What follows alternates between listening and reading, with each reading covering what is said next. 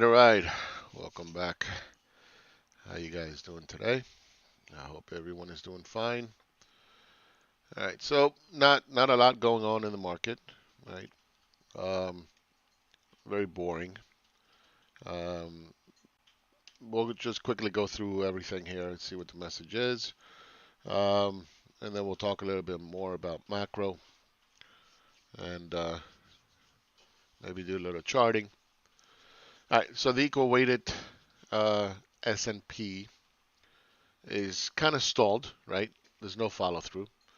And I would urge you to go back to see what the valuation was in terms of the S&P, in terms of deficits and QE, where we expected price to go. That was a good video. If you didn't see it, you have to subscribe.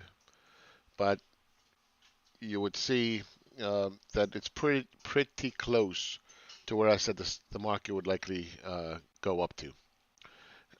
And again, don't forget, you gotta uh, come to RealMacro, patreon.com/RealMacro, subscribe, and then you can see that video. So dividend weighted S&P broke out again. You know, it's kind of stalling, right? VIX remains on the low end since this pandemic began, around 21. New York Composite Index stalled. Dow Jones stalled. S&P 500 stalled.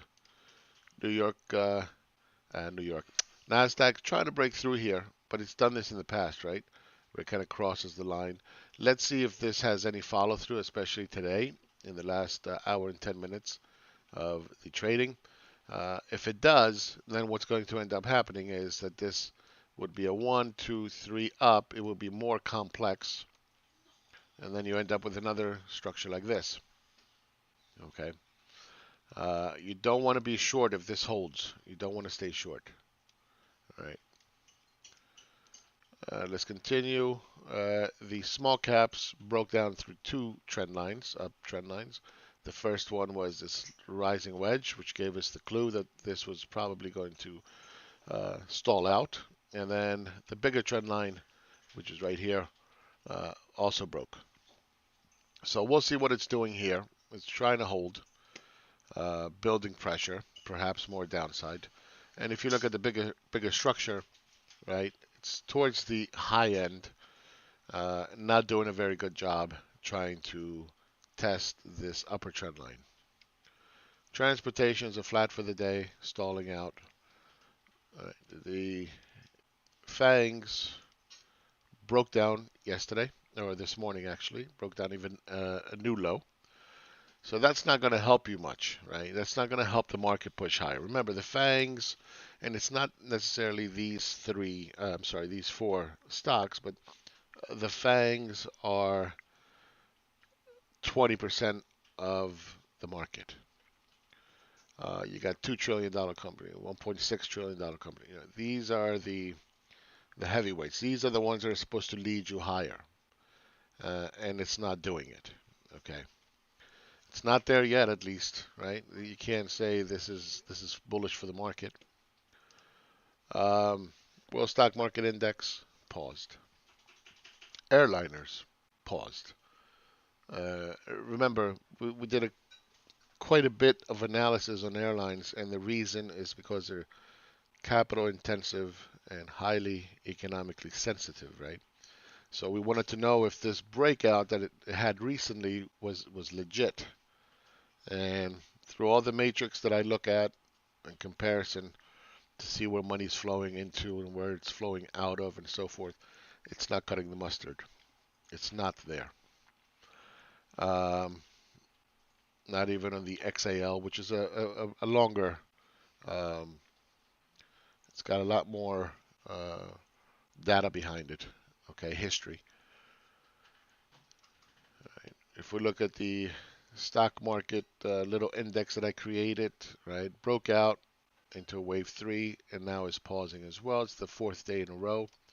China had to do a little bump here if it were to maintain the structure. It got it today. Skip that. Emerging markets paused. Emerging markets again paused. Japan had a nice little wick here, pulling back a little bit. I don't know if it's going to high base or what it's going to do, but clearly it's in a wave 3 up. This is now the burden of proof for the bulls that it has to maintain above this and continue higher. Okay, if you draw, it's not enough of a hook, right? You need this to hook a little bit more. But if we were to speculate and just say, all right, this is going to be the high, it's a little rising wedge-looking structure. And of course, you can see the 1, 2, 3. You should be able to identify them now. 1, 2, 3, right? Which means if it's going up, the likelihood is the next move is going to be down. All right. And remember, Asia is doing far better than the US and Europe. And the reason for it is because they didn't run around saying, oh, it's just the flu. Oh, it's just the flu. Right? They dealt with COVID. They were prepared for COVID. And as such, they're getting rewarded in the stock market for it. It's just that simple. Australia continues to push a little bit higher, okay, but it's still way below where it is here, right? Again, to me, this is what the stock market should have normally looked like without all the stimulus in the U.S. Nifty 50 pullback, fairly sharp, right? Fairly sharp, but still high basing. Cosby, high basing. Europe up against that resistance area, finding some difficulty pushing higher. UK kind of broke a little bit here yesterday, opened up at the lows, and then trying to maintain this structure here. We'll see how it does. Again, the crossing of a line doesn't mean a whole hell of a lot. Yes, you have to calculate it when you're doing waves, when you're doing structures, but the crossing of the line, you need to see follow through. Remember, 2 questions. What's it trying to do? How good of a job is it doing? Taiwan, very nicely up. Brazil, high basing. Amsterdam, holding up there. Saudi, testing previous high. We can make an argument now that it's double topping possibly, right? For now, which suggests there should be a deeper pullback. Again, if it breaks out, then, everything changes. Oil, okay, holding the structure. It's holding the structure. I didn't like the fact that it broke. It broke and failed, right? Broke, failed. And now I don't know what it's doing. Perhaps it needs one more. But again, if you're not seeing oil push higher, then you can't expect that the global economy is recovering. Okay? That would be confirmation that things are getting better. And it has to break out of this structure. It's got to break out there.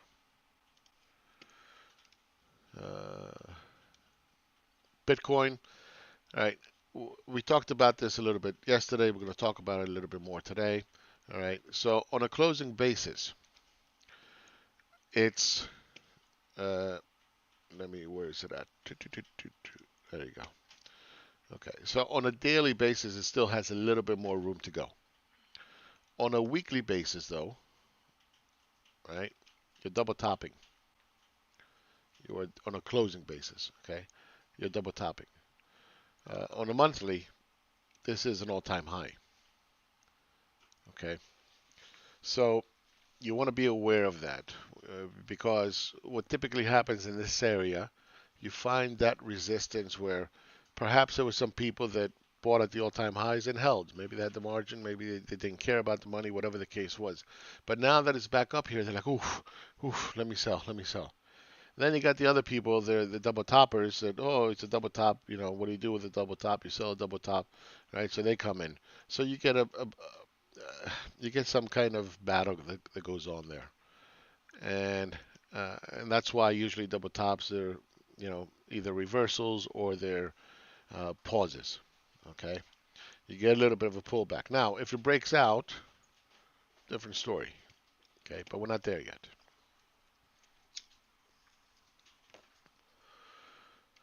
We'll skip the Ethereums, but again, we have this wave 3 that we're expecting to come at some point, which again suggests that um, you're going to see higher prices in Bitcoin. There's no question about it.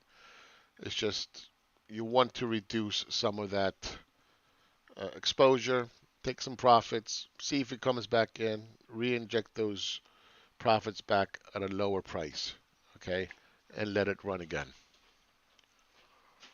Um, by the way, today Litecoin is up 12%. Okay, 12%. And it took a while for this to play out. There was a lot of fuckery in this one, right? Broke out, came back, then had to build this structure here, right? And now it's, pushing up against that resistance area. We're going to see if it gets through, but certainly you can't argue that it has broken out. And that's why today you see a 12% rise in Litecoin, okay? Because it's broken this structure. Uh, and again, we expect for this to come and test that previous high set back in 2019, and then the ultimate high, which is all the way up here at 360, back in 2017. Yeah, right. Gold. It again, it's having some difficulties uh, breaking that bear flag. Let's see how far it runs to the downside. Hopefully, it'll hold this, turn around, and this upper trend line starts to compress. So it would look something like this. It would do something like this, and then really break out, and then we can take it to the long side. Right? We can go nice and hard on it. Alternatively, if it starts to break down, then we just wait. We just wait. Okay.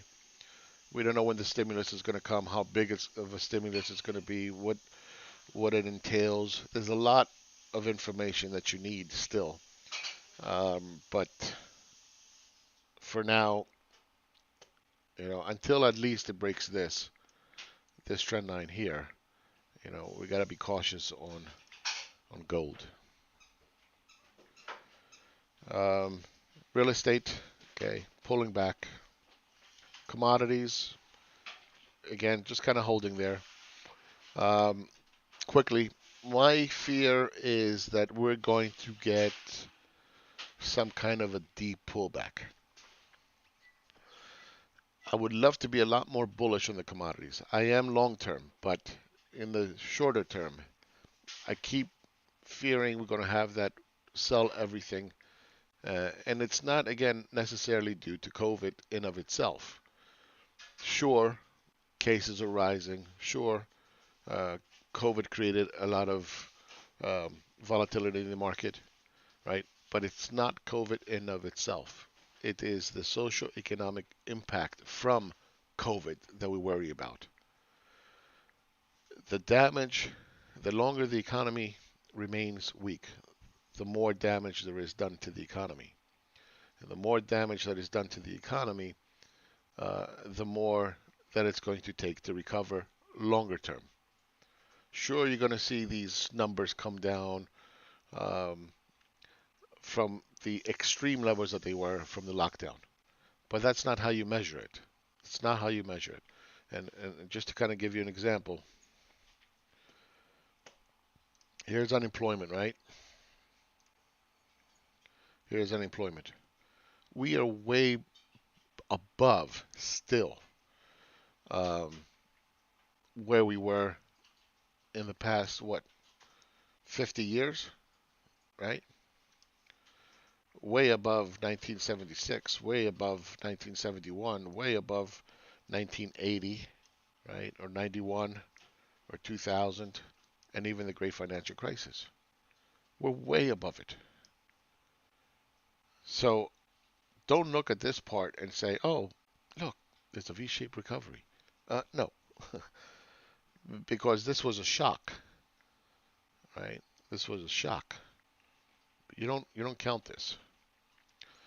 Look how long it took for the numbers to come down in the previous recession. From 2008 to 2019, it took. It's 10 years. And you think this is going to be over tomorrow? Or in 3 months? Or in 6 months? No. We got a long, long way to go. Okay. Continuing on. So for the commodities, I have this fear that there's going to be this pullback, and I think that pullback is going to be uh, a fantastic opportunity to go long, but it's not here yet. So you gotta wait. Gotta wait. Palladium weakening. Okay. Copper upper trend line. Base metals broke out, incredibly bullish. I think 2 days ago. Right. Agriculture broke out, doing good. Precious metals are starting to weaken. Right. And this is what I'm talking about with gold. That it just seems like there's a little bit more downside to it, and that's why I don't want to go crazy bullish on it. Long term it's bullish, but for now it's going to have to deal with it. And what does that imply? Well, it implies that the market doesn't expect to see any kind of stimulus anytime soon, right? So it's not the end all be all of analysis, but it's just what it implies, right? So you take that into consideration. Commodities overall have broken out, but have stalled double top. It's been like that for over a week now. Sugarcane for about a week, holding there. Corn is breaking out, but again, double topping, right? See it right there. So you see a lot of these markets are kind of either double topping up against resistance or they're pulling back from a double top, right? So the market is at a pause. The market is not going anywhere anytime soon. Wheat. Let's go back to daily real quick. Wheat. Okay. At the bottom of the trend line. Again, so long as it's above it, right? The bias is to the upside. Again, you had almost a triple top here. All right. So we'll see how this all plays out. Right. 1, 2, 3. It's fully validated. It continues. Let's see. Let's see if this has enough strength going forward to push higher. Um, Steel broke out. Soybeans kicking ass. Forget about nat gas. Dollar. Dollar is at the bottom of this trend line. All right. Just holding there. Um, Waiting for it to make a decision what it wants to do. Now, again, from yesterday, from the count, right? So you got the compass here. Then the count begins from the first counter trend move, which is this 1, 2, right? Counter to that. Bounced, hook. So this is a valid 2, all right, for now. And then you're waiting for that 3 wave up. Once this is complete, then the whole structure will be complete. And then you look for the downside. Okay, it doesn't have to happen right after the 3. It can linger in here for a while and then break. But that's what the structure would ultimately look like. All right. Doesn't mean we can't break from here either. It's building all this pressure down here at the bottom of the trend line. Right. So it can break at any time, but I'm just telling you from the counting, in order to validate the structure, you need one more up.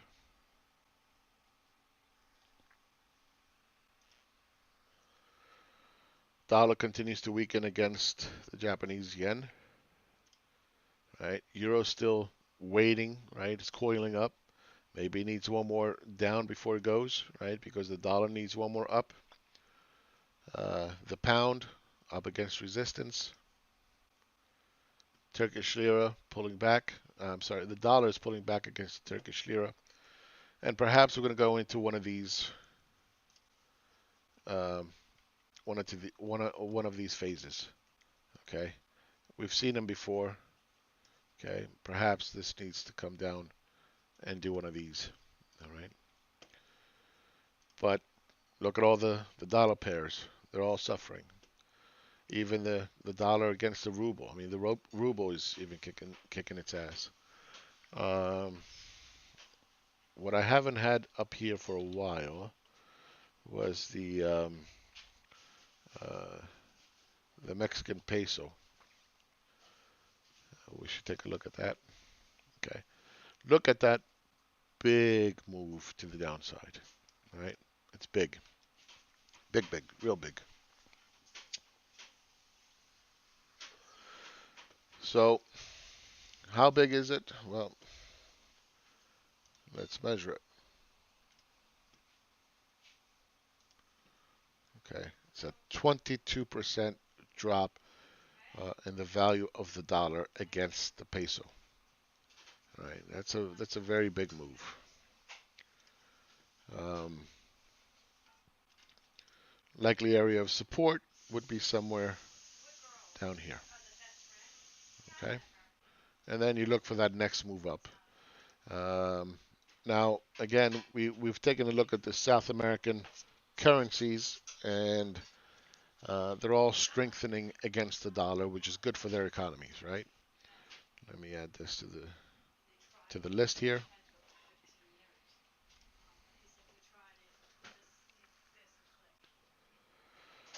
All right. So the Chilean peso, remember, we're expecting this to break, this head and shoulders. Okay. Um, Dollar continues to weaken. So look for a big drop here. If we go back in history from 2013, very likely that we're going to see about that 700 level, 680. Okay. And then from there, possibly start going up. Let me just kind of draw this out. Definitely, this is enough of a hook. All right.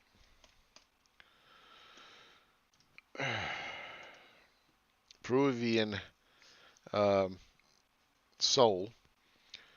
This one is interesting because, for example, in Lima right now, unemployment is around 16%, right? And there hasn't been much of a recovery. So again, you see that when your economy is not doing as good, it's hard for your currency to improve, right?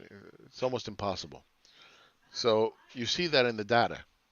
I don't even have to tell you that the economy is not doing good. I can look at the pair and say, oh, dollar is up, is down against everything else except the Peruvian sol. I bet you the economy is not doing that good. You go take a look at the data. Sure enough, it's not. Okay. Indian rupee, okay, has been maintaining a little bit of an improvement against the dollar for sure. But again, looks are deceiving. So you want to measure it. So it's about 4%.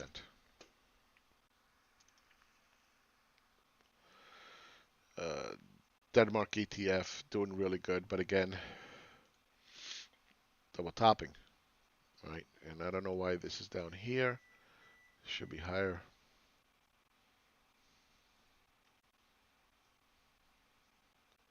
Give me a moment here. Sorry.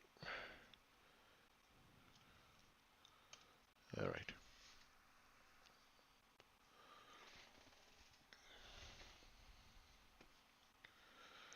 Let's take a look at the 10-year, right? 10 years starting to come back down as it should. Double top, right? That fear is creeping into the market. You're seeing that the market leaders of the fags are starting to come back down, breaking down. You're seeing all that hype from the vaccine start to fade away, right? These are little subtle things that you have to pay attention, and that's why we do these market readings. That's why we go through everything. to kind of get the sense of what's really going on. So expect this to continue to come uh, down. Otherwise, if it starts breaking out, expect more QE. All right, whether the government is going to step or the Fed is going to step in, they're going to start buying more bonds to suppress interest rates.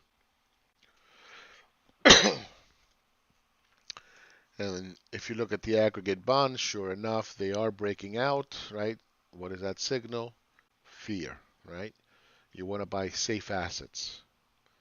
So everything is confirming, right? All that hype starting to fade away. Junk bonds continue to go higher. Again, fear in the market. Tips, we talked about them extensively yesterday. They broke even lower today, all right? Pushing towards the low end, and eventually we expect this to break to the downside, right? This whole structure is going to break to the downside, which implies what? That they don't foresee any kind of inflation going forward because the Treasury inflation protection tip, right, are underperforming purchasing of the 20-year bond, right? So when there's more money flowing into the 20-year bond, which raises the bond price, lowers the interest rates, versus inflation protected assets tips, then that implies fear. If it implies fear of no inflation, then you end up in a situation where the market will likely start to fall apart. Right? So it all makes sense. Everything is agreeing with a possible pullback in the market. Um, European banks, right? Nice little pop here. I think at this point we don't call this a top of top anymore, right? Because a double top, it's okay to break a little bit from the previous high and then reverse. We gave it a little bit of a benefit of the doubt up here, but it's garbage. It's a wave 3 up within a bearish structure. So it's time to draw that out now, right? Because it's held a lot longer than it should. And this is not valid, okay? It's got a hook. It's got a hook. Okay, so there it is. So you got your ABC. You're in a wave C or 3.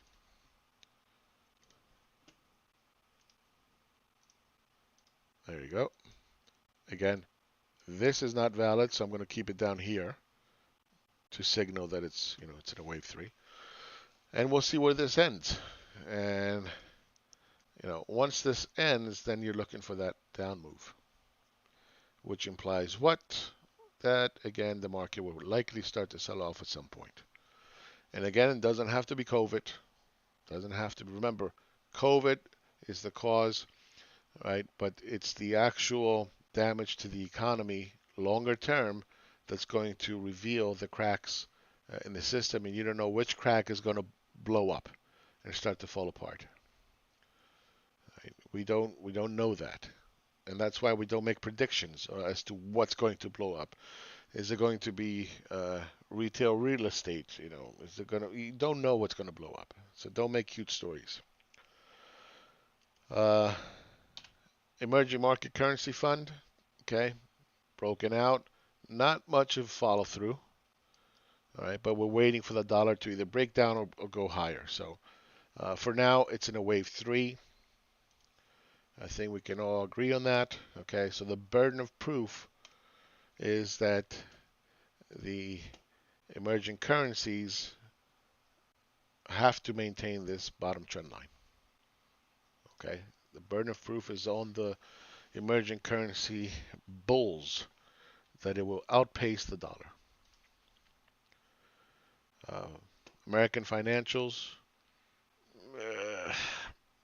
borderline double top. It's not much of a move to the upside. I mean, let's be honest, right? 3%, but it's you want it to be typically, I don't know, but less than 2. This is I'll leave it there for now, but not too convincing. Okay. This one is a little bit different because it's got a lot more play above the previous high, right? So had many opportunities to push higher. It's not. Again, ultimately, I think it's going to end up looking like this, right? I'll leave it as a double top for now, but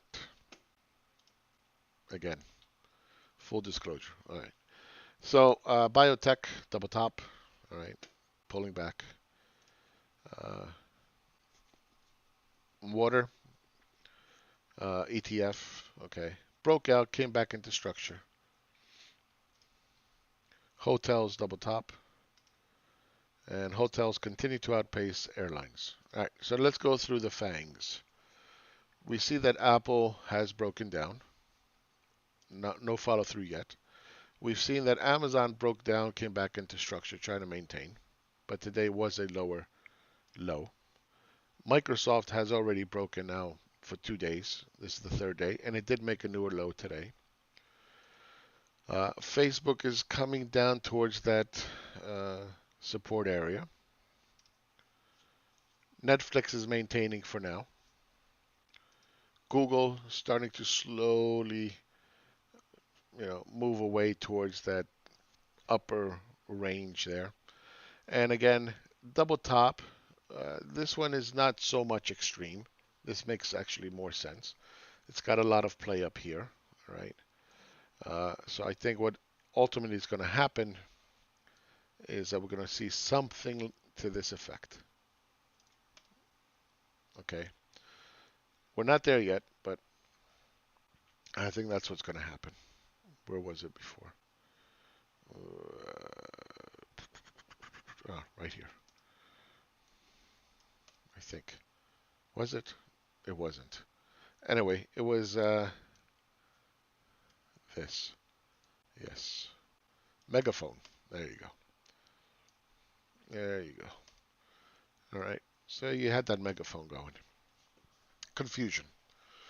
Now, of course, if this breaks out, then, forget about double tops, forget about everything. Up it goes. Wave 3. Nvidia, slowly grinding away. Tesla, very excited that it's in the S&P. Of course, there's going to be money that is going to be forced into Tesla from the ETFs, right? So that's going to push price higher. Yesterday, I posted that the PE, I forgot what it was, 108 or something ridiculous. All right. So we're still looking for that pullback in Tesla. Airlines, okay, double top in Delta. American Airlines struggling with this trend line, right? Not even close to the previous high. And remember, American Airlines is the biggest airline in the world. Southwest, the most cash-heavy airline in the world, I think. Not doing a good job testing the previous highs.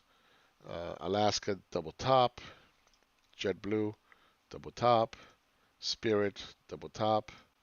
Allegiant, doing a little bit better, but again, this looks like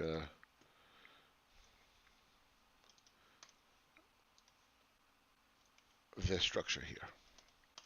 Okay, so you got the double tops here, a little bit of a lower high, right? You got this structure going, and you can count it.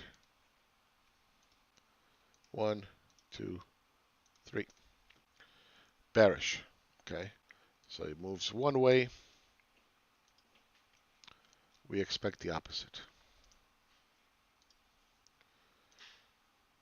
Copa breaks out. By the way, let's talk a little bit about Copa. Copa is a $3 billion company, and I think they have something about 105 airplanes, versus American Airlines at $6 billion, and it's got about 750 airplanes. Now, I don't know. You don't need to be a rocket scientist to figure out that this thing, even at $75, is and it's not even making money. Is extremely expensive. Okay, it's just I don't understand the valuation. Um, EasyJet paused, pulling back. China Eastern Airlines broke out, double top. Let's kind of mark that as well. And remember, we care about airlines only because they're so economically sensitive. So if things were good, these things would be outperforming like crazy. All right. Boeing 737 has been approved for flight. I've seen quite a few surveys, and it's gotten such a bad reputation. I think people will not forget it for a very long time. That they actually prefer to have a vaccine. 70% of the people said, I prefer to have a vaccine than fly the 737. That is really, really bad for marketing. It's bad for airlines who are going to fly it, who have made, down payments, deposits. It's not good. All right. All right, let's talk a little bit about Diana shipping. We've been talking about this for a very long time. I haven't touched on it. Um, we had a nice little breakout a couple weeks ago. Continues to push higher. Remember, when commodities rise, they're going to need dry shipping. Without dry shipping, you can't move these commodities around.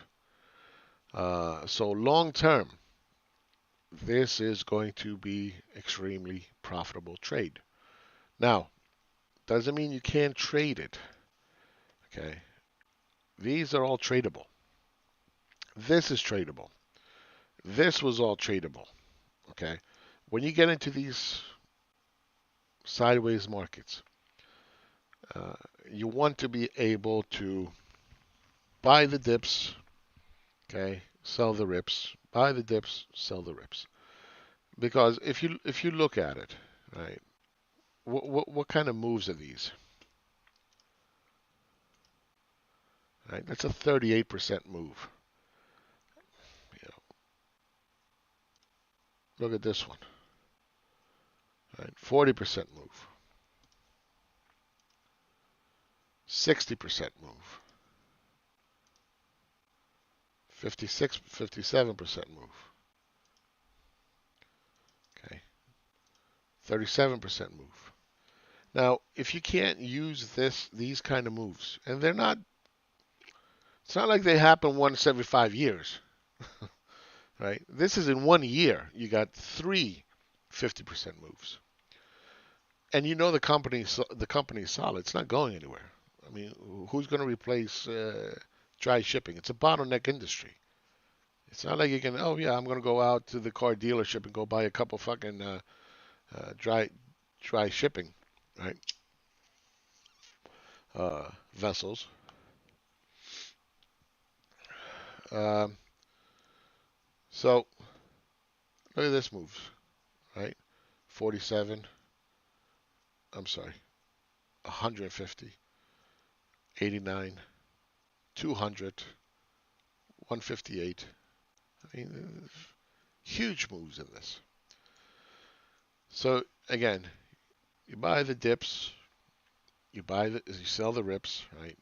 You can even do 25%. Okay, reintroduce it, let it go down, let it go up, keep building it. The price is $1.69, whatever the hell it is, $2, $3, whatever it is, doesn't matter. And over the course of time, you're going to see that eventually these companies are going to rip. Just like commodities, they're going to rip. And once you've built up your position by trading around the position, you can even sell options up 40%. Okay, because you own the underlying stock. You can even sell the options. Sell it for whatever it is, 50 cents, whatever, 60. It depends.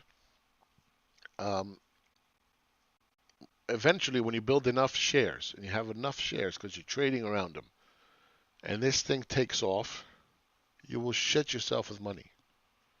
Yeah, they're out of favor now. Who cares? You don't care about now. You care about the future.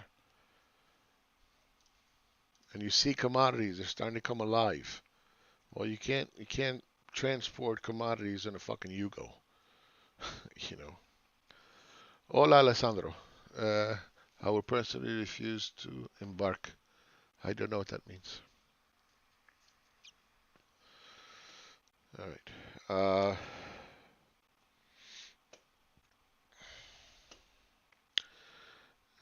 So time now is 3:28. Let's take a look at this for a moment. This is GDP divided by debt. Now, this is just public debt. Now think about this. GDP is a calculation of all the transactions that occur in the economy. They just keep adding them up, okay? And for every $1 that is introduced into the market, you cannot, even when you sell the same product over and over and over and over and over again, that's added, okay? So you take a pen, ink, whatever, everybody gets paid, right? That's calculated, right? Then you sell the pen to the pen store or whatever, that's calculated. Then the pen store sells it to the consumer, the final consumer, that's calculated. Okay, so think about all the calculations. It's just multiplying one on top of the other. So even with $1 of new money printing, it cannot produce $1 of GDP. Think about that. And then they call it stimulus. Well, how the fuck are you stimulating? How is that possible?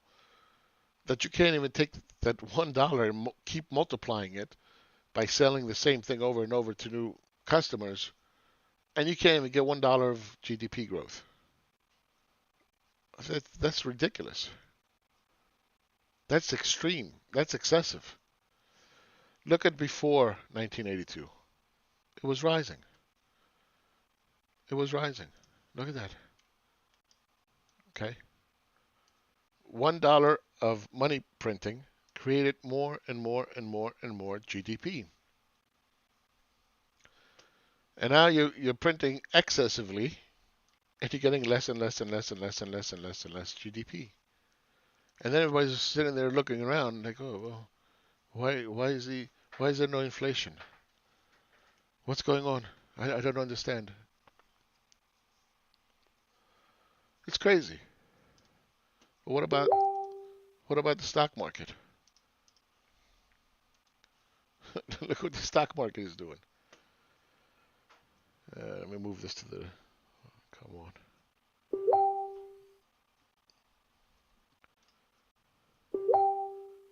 Oh, come on. Okay, look at that. You see? So you want more stimulus? Really? Where is all that stimulus going? Stock market. It's so blatantly clear. You get less GDP, you get more asset price inflation. We're printing for the people. Okay. How about you do us a favor and don't print for the people? Right? Because your printing is killing us. It's killing the economy. I don't know, and then they call themselves economists. It's like, the fuck? What kind of economist are you, bro? You can't even understand the simplest of things. All right, so let's come back here. Let's take a look at what's going on now, which is the last 30 minutes of trade. Again, price is having difficulty going through this trend line, right? It's held quite a while. It keeps expanding, right? First it was here, then it was here, then it was here, then it keeps expanding, but no follow through. Again, what's it trying to do? How well of a job is it doing? So let's take a look at the market internals.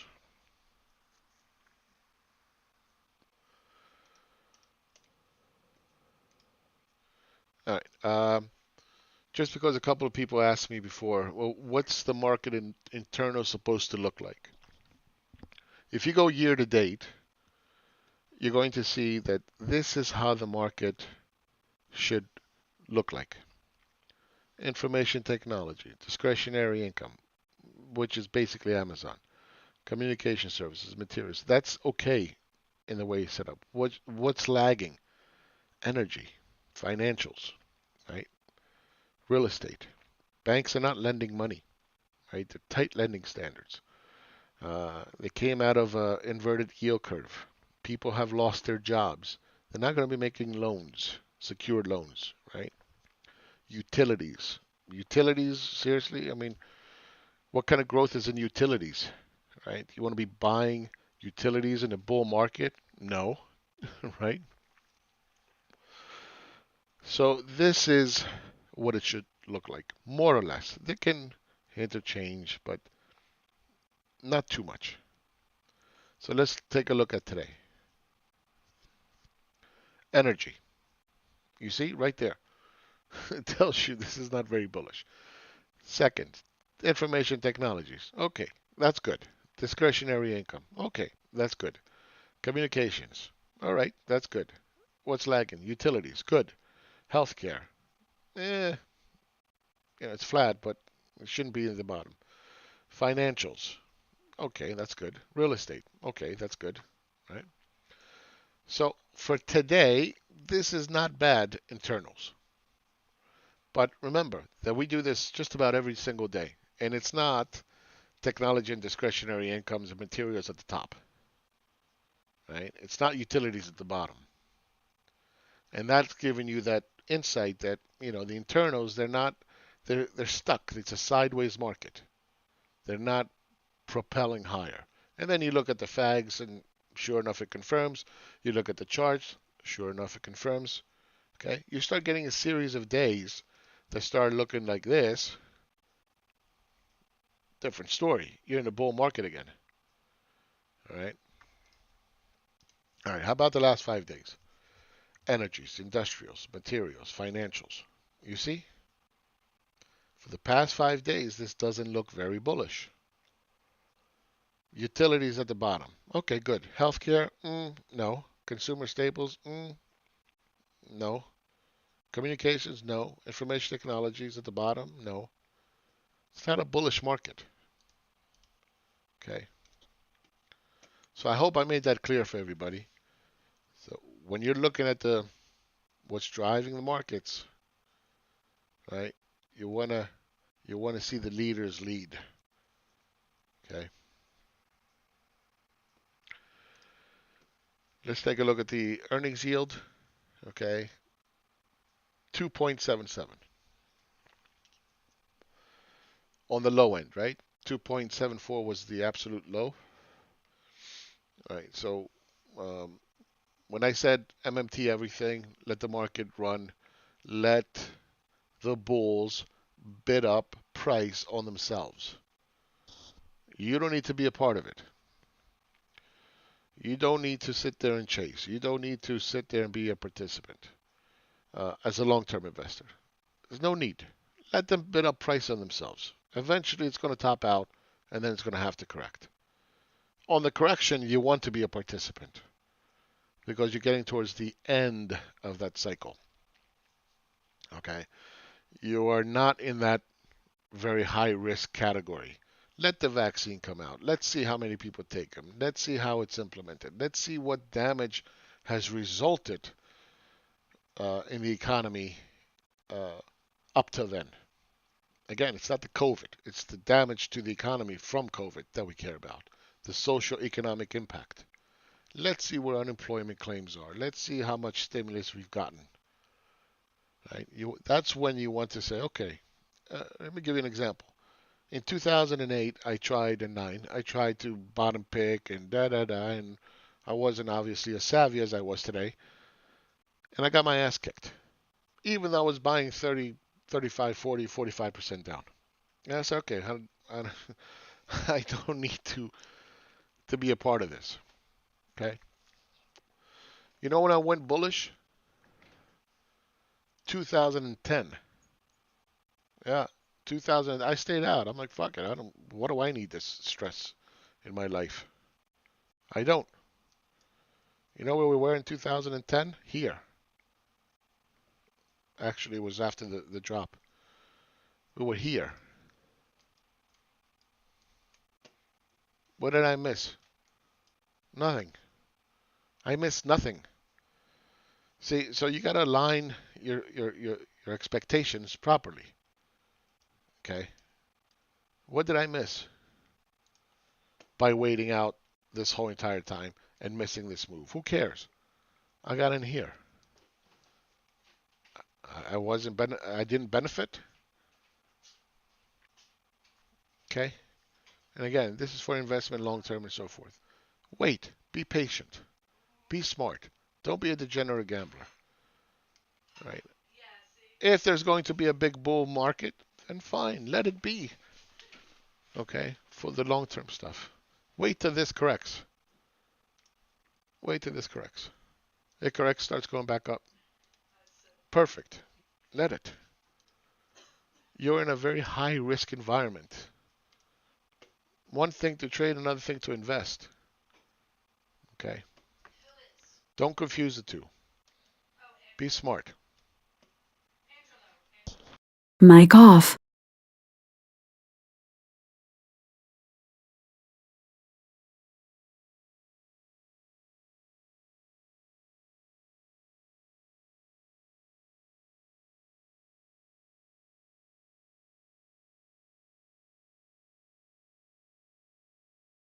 Mic on. Sorry about that. Okay? Don't get too caught up. Don't become myopic with your longer term investments. Don't feel like you're missing out. How many people were sitting here freaking out and telling me, oh, it's a breakout, it's this, it's that? How many people were saying that? Here. Oh, you don't see it, it's bullish. Okay, well, what about this? Where are they now to tell me that, oh, it's a breakout, oh, you're missing it, or whatever? They're gone. Flew away. Why? Why didn't they come back and say, no, you were right? I learned from that. Yeah, of course. Of course. Right? That's the point that we learn. That we don't let price marketing fool us into doing something that's not smart. All right. So let me fix this real quick. Anybody have any questions? Okay. Uh, don't get fooled with people that are showing you newspaper clippings. Look, it's a V-shaped recovery. One is from Asia, and the other one is from a complete lockdown. That's somebody who doesn't understand what's going on. Okay, somebody who doesn't understand markets, economies. They're great at marketing. I'll give them that. They are. Give them a lot of credit. I don't possess that skill.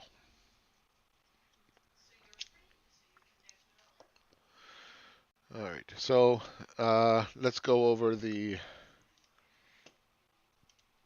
internals. Not the internals. The markets. Dow Jones is up 0.18.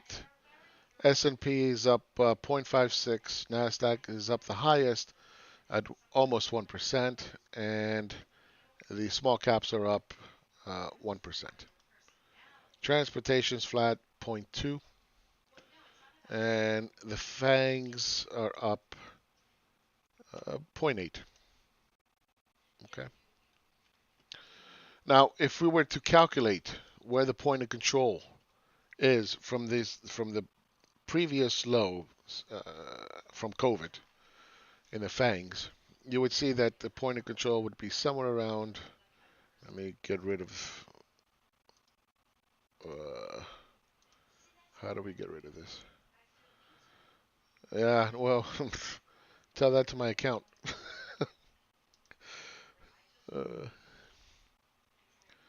I don't know, man. Not when it's done, we can talk about it. Till then, I don't think so.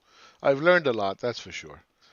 Anyway, I don't know why this is doing this. I don't want percent. I want regular. Is that regular? I think so. Anyway, somewhere around 2,500. So you're going to see that again. I think it's 5,000. This should be 5,000. Wait, Habibi. It's on the left. I'm like, what the hell is that? That doesn't look right. Let me fix this real quick. Price move merge. Fuck. Ah, maybe this. No, it's not that either.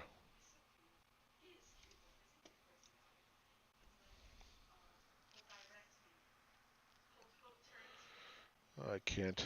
Anyway, I can't. Anyway, so it's the left. Look, the point of control is going to be, look to the left side of the screen, is about 4,500.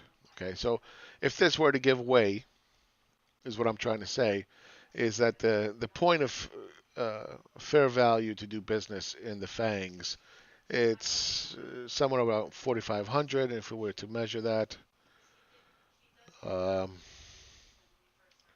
it would be about 20% drop. It's a normal correction, right? From the top, it would be a little bit more, of course.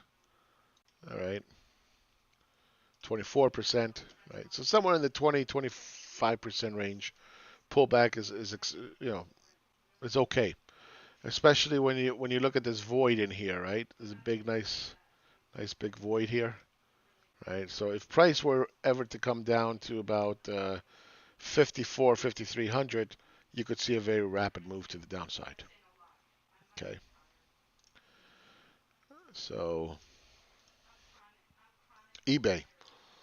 Uh, I think eBay is one of those recession proof. I haven't looked at it, but off the top of my head, it's a recession proof kind of stock because people, in a downturn, they would, yeah, see, they would sell a lot more in eBay.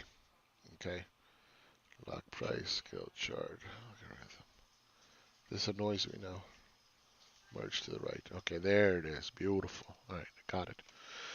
Yeah, so eBay I think continues to go higher. It's kind of like Domino's, right? Um, Starbucks, Dunkin' Donuts, right? Why is Netflix bundled with the rest? Because it's again one of those growth stories, right? They are the fangs, right? N for Netflix. Google, Facebook, Amazon, Netflix. You can put Microsoft in here. You can put, Nvidia in here. You can put a whole bunch of them. But I think this is good enough. I don't need to put all of them because this is good enough of a indicator to show you what you need to know. That's it.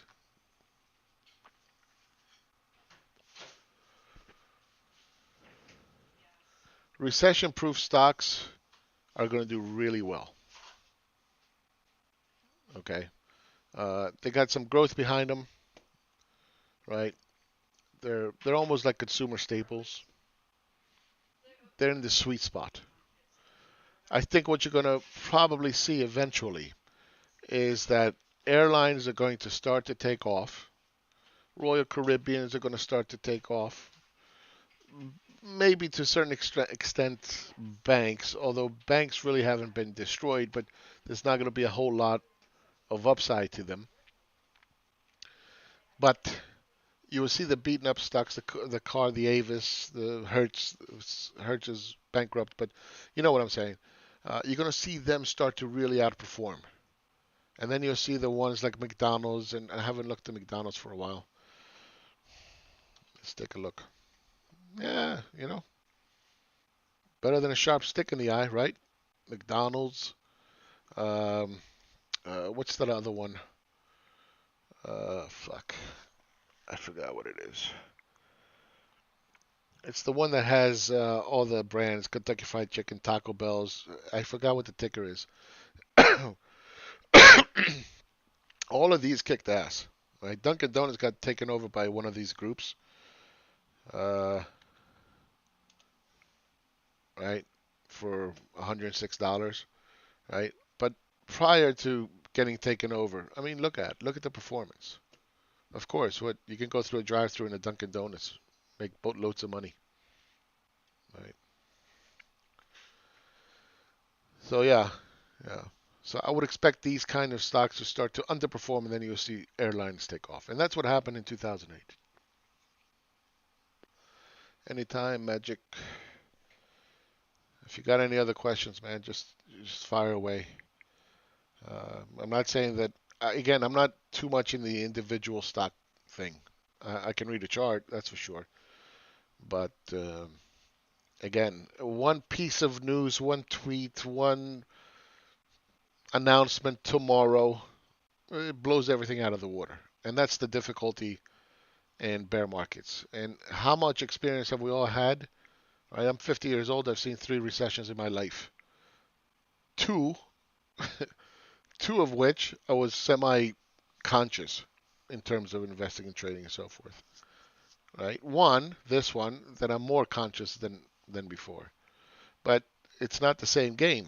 A QE back in the day was, horrible. Today it's like celebrated. So the game changes completely. Can't compare 2008 to 2020, right? So anybody that runs around and says, "Oh, I'm an expert at this," bullshit. Nobody's an expert. You cannot be an expert. You can't see 2 recessions in your life that last about, a year, and most of the damage is done within weeks, and then claim to be an expert. It's not possible. And one of my, you know, big questions that I have: what kind of fucking recession is a 33-day market recession? That this boggles my mind. Never in history has this happened. Okay. The bear market literally lasted 32 days. And we have the worst recession since 1929. 90 years. And it only lasted 32 days. Yeah, Norwegian Airlines done, yeah. They were screwed from before. See, their model was good. I liked Norwegian Airlines model because they said, okay, what we're going to do, and this is what Continental, by the way, little history on airlines. Gordon Bethune, who was a Boeing executive, he was brought on to Continental. Continental was a disaster area at the time. They had pissed off every single one of their business travelers, and that's where all the money's made, by the way. They were trying to compete with American, Northwest, Delta, United, doing a horrible job. They were mostly out of Newark, congested airspace, delayed, maintenance problems. It was plagued, this airline. And then they kept bringing in new CEOs, and the one was worse than the other. So Gordon Bethune was kind of like me. Gordon doesn't sugarcoat shit. So during one of these transitions of finding a new CEO to try to save the airline, Gordon goes in, and he was the acting CEO interim. He goes, look, to the board, here's the deal. Either you're going to make me a CEO, make me a CEO, or I quit, and you guys can, you're on your own. And they all looked at him like he was crazy. He's like, yeah, because you're doing everything wrong. Every guy comes in here, takes stocks options, leaves. They don't know anything about airlines. So they he went home. They called him back. They're like, okay, you're the new CEO. And what did he do? Restructured everything. He went to the employees and says, look, anybody has a problem, you got an idea, you got a complaint, but you got to come with an idea. You can't just complain, right? Tell me what's wrong. Here's my personal number. Call me, right? So he started to build credibility with his employees. He gave them stock options. He gave them um, uh, he gave them part ownership. Okay. Then he goes out and calls personally all the big firms, business travelers, and says, "Look, we apologize for the way we have treated you, the way we have run the airline. Please come back. We're gonna make it right for you." Okay. Then what does he do? He goes out and looks at the route system. If you're flying a 767 or a 777 to London, Continental will fly a 757. Okay, one or two sizes smaller of an airplane because it's easier to fill and it's easier to handle. Okay, so that's the way Gordon Bethune rebuilt Continental. Okay, he took charge, was very direct, cut through the red tape, um, had a plan, admitted defeat when when clearly they had made mistakes. Right, went to the employees, rewarded the employees. Right, he was personally held accountable for everything that was going on in Continental, and really rebuilt the whole entire airline. And the way he did it was one size smaller, easier to fill those seats, easier to manage. And he's been known to be one of the greatest CEOs of all time. You know, and he really, the guy is very smart man. To this day, I don't think anybody has done a better job. Maybe David Neilman, he's a serial airline um, success story. He's started 5, 6 airlines, all successes. So when you look at Norwegian, okay, what did they try to do? They said, well, we're going to do this point-to-point kind of flying. We're going to use a smaller airplane, just like Gorn did, right? We're going to use a 787, brand new, efficient, whatever the deal is. We're going to fly point to point, and we're going to undercut everybody else, and we'll make it a low-cost carrier because it's a brand new airline. It's easy to do that. The problem was that they overexpanded too rapidly, too fast, and that got them into hot water. The idea is good. The idea is good. It's the way they implemented it with such aggression is what killed them. They didn't cherry pick the good routes, build it up, build a brand, and then continue on from there. And eventually, it bit them in their ass. And that's where they are. I'm surprised they lasted as long as they did, to be honest. Um, Again, the idea was there, the execution sucked. I was actually going to fly for Norwegian. The Americans went really hard against them. The only reason I didn't fly for Norwegian, because I would have been based in the US, and that was kind of cool. And then I had the option to go to Europe, was that if anybody flew for Norwegian, the union would have declared them a scab. So if you're American and you fly for Norwegian, you're a scab. Why? Because Norwegian was a European-based company that was flying out of the US, taking the US routes. So I don't need that kind of stress in my life, right? I don't need to be fucking called a scab. Last thing I want to do. So I never went to go fly for them. Although it would have been ideal for me because I could be based in France or I could be based in the US. It would have been nice. It would have been nice. Oil is going to 250. We have, yeah, peak oil, of course, yes. The peak oilers. And if you ask them today, they're going to tell you, well, it could still happen. People like this, they never admit they're wrong. Never. They never admit they're wrong. All right. So, Nasdaq trying to push through. 3 minutes left in the trading session. No follow through. I don't expect any. You look at the market internals, very weak. Okay, I mean they look a little bit better than other days, but generally speaking, very weak. Um, no follow through on the vaccine news for the beaten up stocks. Oh, and by the way, let me go back to the airlines. I want to show you what a bottom looks like, if I can find it.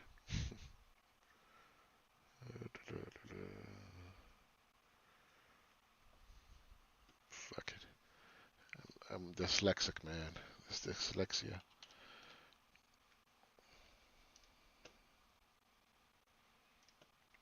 All right. Let's go to weekly.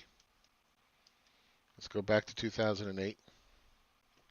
I've shown this before, but I think it's worth showing in case somebody new is watching. We'll take the S&P. It's good enough.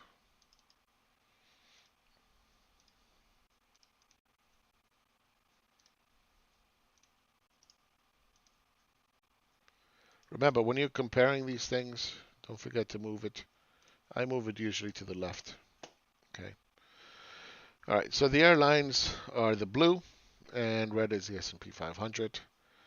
And airlines were clearly beaten up, right? Way before S&P. Economically sensitive. They're the first to go. And look at the way it rebounded, right? Very, very strong. Very, very strong. That's what a recovery looks like. All right. Now, doesn't mean it can't happen. Anything can happen. In this case, not even close. You got the stock market, the S&P 500, all the way up here, and you got the airlines all the way down there. How can you claim that the market is a forward-looking indicator and the economy and blah blah blah? You can't. The evidence is not there to support it. It's garbage. Okay, it's garbage. See, people always adjust stories to what price does to try to mislead people. I have this bad habit, like I said before. Until you prove it to me, trust but verify, right? Until it's proven, I don't bite. Sorry, it's just not what I do. Look at this big gap. Nothing like a bottom. So even with the vaccines, okay, vaccine, everything's going back to normal. Great. Why isn't this taking off? Why? We're going back to normal. Why do we need more stimulus? Going back to normal. Right? You see? And this is why I made fun of buy the dippers and, nibblers and whatever the hell. There's no confirmation. There's nothing. Price went up. So what?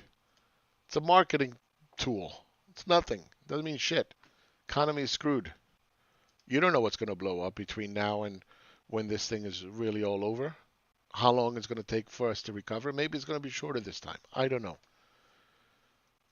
But don't run around saying to people like, oh, this is great. Bought the dip. Yeah, okay.